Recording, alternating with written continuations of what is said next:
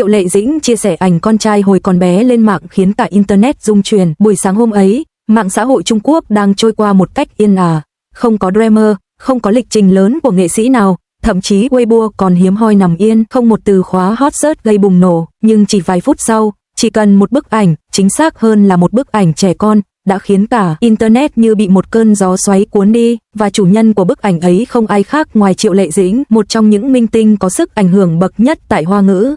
Sự việc bắt đầu rất nhẹ nhàng, khoảng 8 giờ sáng, tài khoản Weibo của Triệu Lệ Dĩnh đăng tải một bài viết ngắn gọn, chỉ gồm vài chữ đơn giản: khi còn bé, bảo bối của mẹ, và đi kèm là một tấm ảnh chưa từng xuất hiện ở bất kỳ nơi nào, ảnh con trai cô, Tiểu Tường, lúc chỉ mới 1-2 tuổi. Trong ảnh, cậu bé đang ngồi trong một chiếc ghế nhỏ màu xanh, đôi chân mũm mĩm đung đưa không chạm đất, gương mặt bầu bĩnh, đôi mắt sáng như hai giọt nước, hàng mi dài cong vút, mái tóc mềm mềm rủ xuống trán. Cậu bé mặc một chiếc áo len màu sữa, trước ngực có in hình một chú gấu nhỏ. Trên tay cậu là một món đồ chơi bằng gỗ, có lẽ là do cậu vừa học được cách cầm và đang say sưa khám phá thế giới.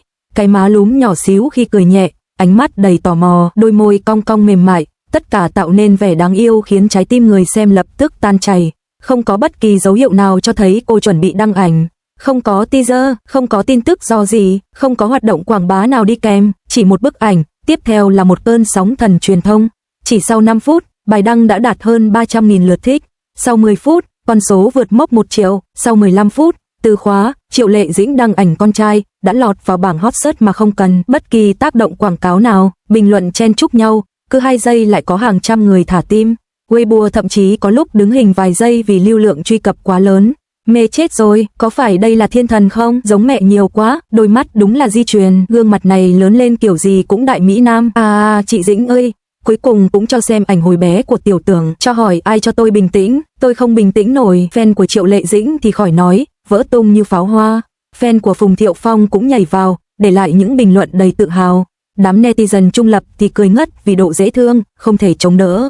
Mẹ bỉm sữa thì chia sẻ bài viết liên tục, thậm chí có người đùa rằng cục cưng của chị Dĩnh khiến tôi muốn sinh thêm đứa nữa. Trong khi đó, truyền thông bắt đầu náo loạn, các blogger nhanh chóng lập bài phân tích từng chi tiết trong ảnh, chiếc áo len màu sữa đến từ đâu, chiếc ghế con dùng là của hãng nào, bức ảnh được chụp ở studio, công viên hay tại nhà, thậm chí còn bàn luận cả ánh sáng bức ảnh thuộc loại ánh sáng sáng tạo hay tự nhiên.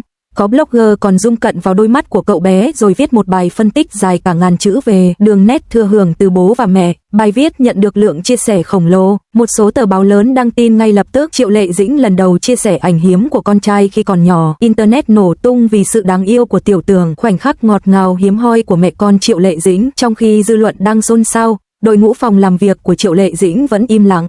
Chính sự im lặng ấy càng khiến cho việc đăng ảnh trở nên ý nghĩa. Đây không phải chiến lược marketing, không phải hợp đồng thương hiệu, không phải PR cho dự án phim mới, chỉ đơn thuần là một người mẹ và một buổi sáng đẹp muốn chia sẻ một kỷ niệm ngọt ngào với con trai. Các fan tinh ý hơn bắt đầu phát hiện rằng ánh mắt của cậu bé có chút giống Triệu Lệ Dĩnh khi cô cười trong loạt ảnh hậu trường nhiều năm trước. Có người ghép ảnh mẹ và con lại với nhau, và cộng đồng mạng một lần nữa dậy sóng.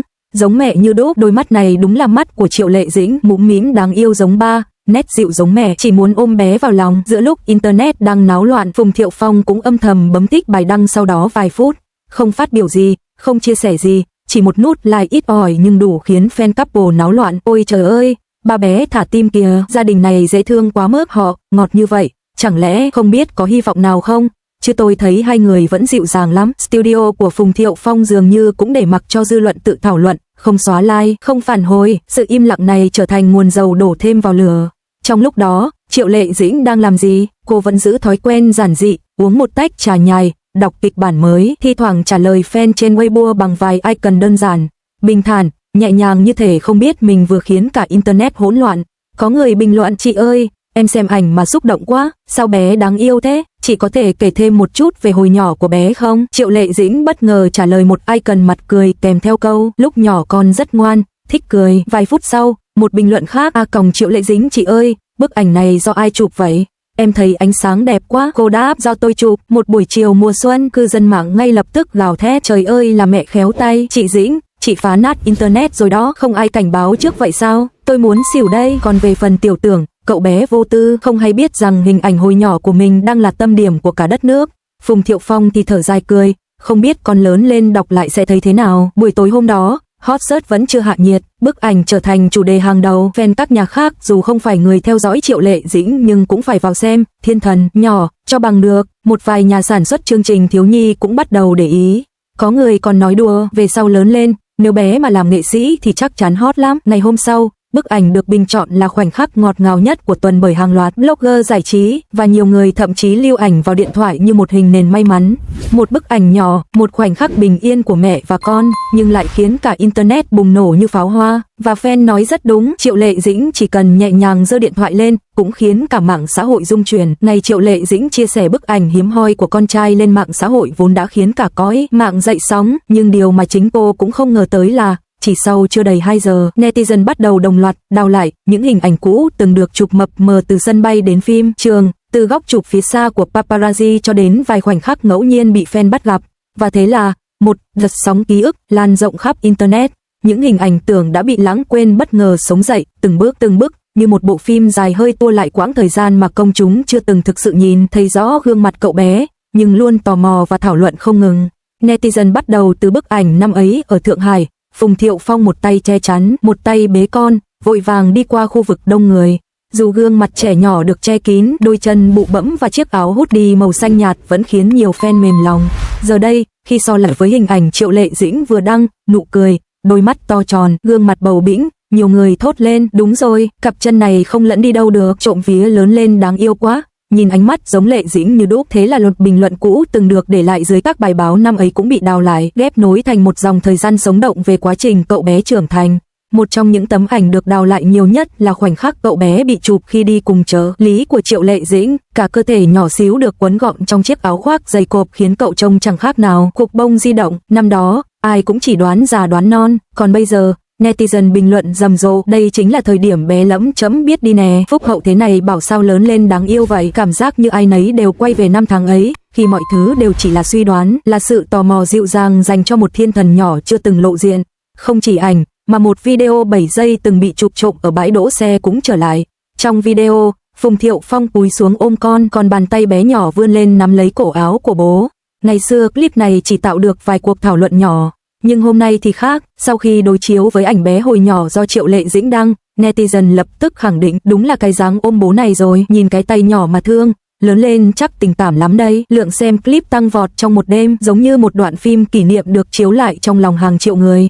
Dưới các bài đăng cũ được đào lại, dân mạng để lại vô số bình luận, hóa ra chúng ta đã dõi theo cậu bé từ lâu mà không biết, Lệ Dĩnh thật sự giỏi, vừa nuôi con vừa giữ được sự riêng tư cho bé. Nhìn ảnh mới mà ngược về ảnh cũ, cảm giác như chứng kiến một đứa trẻ lớn lên ngay trước mắt. Sự bùng nổ cảm xúc này không chỉ vì cậu bé đáng yêu, mà vì hành trình trưởng thành ấy được kết nối bằng những mảnh ghép rời rạc, tất cả tạo nên một câu chuyện ấm áp, sâu lắng. Hàng loạt trang tin giải trí lập tức đăng bài, loạt ảnh cũ của con trai Triệu Lệ Dĩnh Phùng Thiệu Phong được đào lại. Fan xúc động vì một hành trình trưởng thành, phóng viên bình luận rằng hiếm có sao nào giữ bí mật về con kỹ lưỡng như Triệu Lệ Dĩnh, nhưng mỗi lần hình ảnh dù nhỏ nhất được hé lộ đều tạo ra hiệu ứng mạnh mẽ.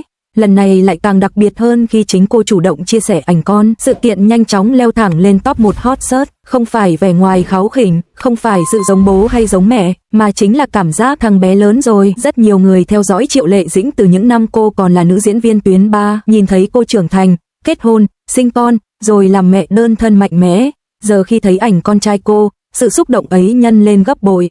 Một fan lâu năm viết cảm giác như nhìn thấy thời gian trôi qua, Lệ Dĩnh cũng đã làm mẹ nhiều năm rồi, chúng ta cũng lớn theo. Từ một bức ảnh bé nhỏ mà Triệu Lệ Dĩnh đăng tải, netizen đã tái hiện lại cả một hành trình âm thầm dài nhiều năm.